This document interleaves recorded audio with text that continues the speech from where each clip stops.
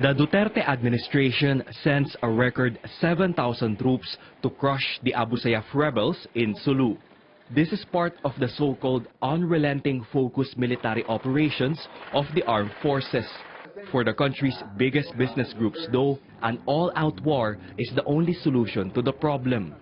Now, you want to stop this, you have to finish them. You might as well do what you can to try and suppress it. Even the European Chamber of Commerce shares the same sentiment.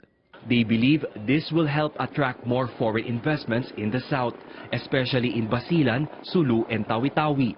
Of the approved foreign investments during the first quarter, only 3% went to the autonomous region of Muslim Mindanao. The region's share to the economy, not even 1%. Just take out all of this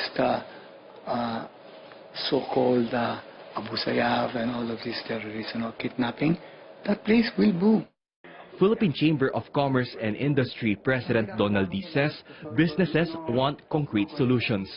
D cites the example when former President Joseph Estrada launched an all-out war against the Moro Islamic Liberation Front in year 2000.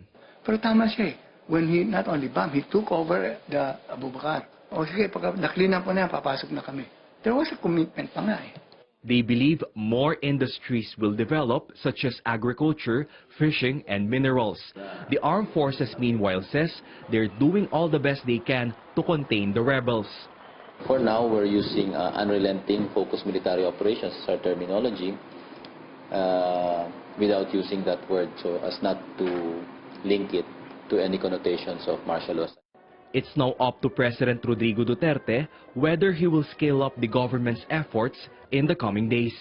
Rex Remitio, CNN Philippines.